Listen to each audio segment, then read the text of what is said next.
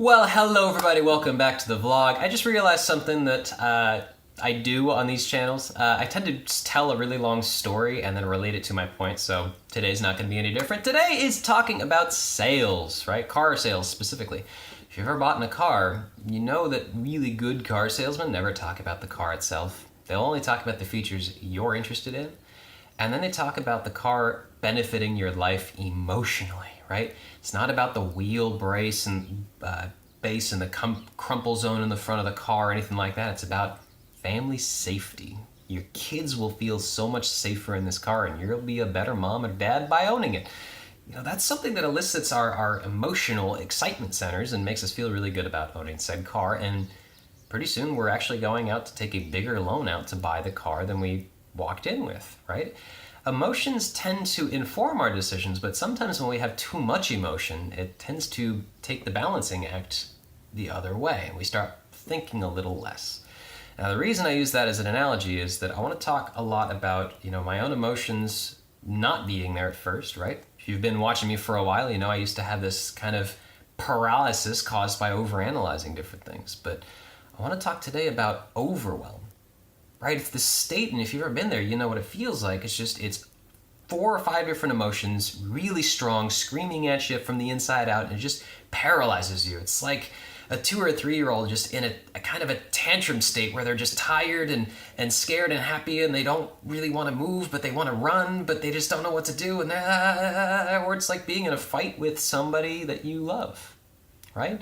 Where there is no listening or talking very well or communicating a point very well, as I'm just angry and I don't know what the heck to do, right? We're in this state of complete overwhelm, and nothing really happens there except for venting. That's about it, right?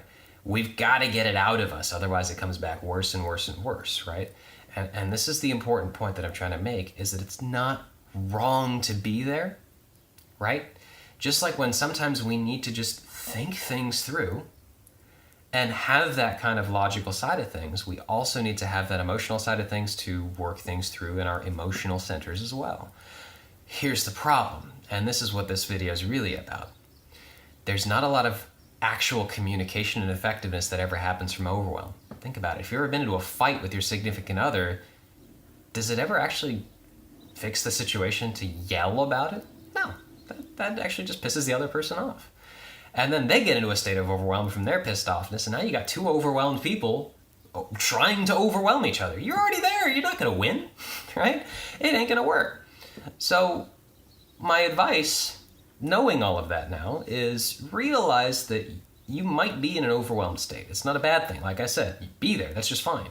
I was there this last week, right? I'm not going to get political, but you know why.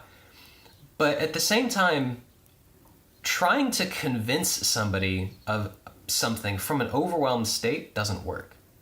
Especially if that person's in an overwhelmed state too. It just turns into a fight. And nobody wins this, right? We either walk out of this dungeon together or we lose. The idea is, once you've calmed down a little bit, once you've gotten this brain balance relaxed back into the middle where you have just enough empathy and compassion and rationality and listening skills, then you can actually even enter the dungeon, well equipped. And then you can start listening to the other person, right? You can't listen when you're talking. And when you're trying to convince that person of something, you ain't listening.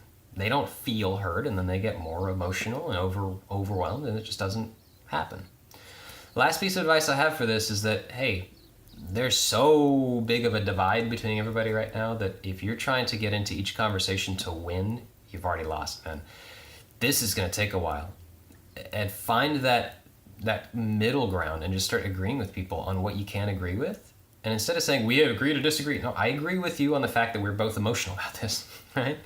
Get somebody to feel heard about that one thing, and that kind of overwhelmed state starts to relax a little bit. And then we can start to build on a relationship of communication, right? It's not about winning this argument or convincing them of something or anything like that, all right? So I hope that information helps somebody out there. I know I did a lot of soul searching the last couple weeks and kind of had to get back to this balanced ground. I'm not happy, but I'm not as over emotional and yelling at people, all right? That's about the best I can do right now. So Anyways, I love you guys. Hope you have a happy and healthy rest of your day, and I'll talk to you next time.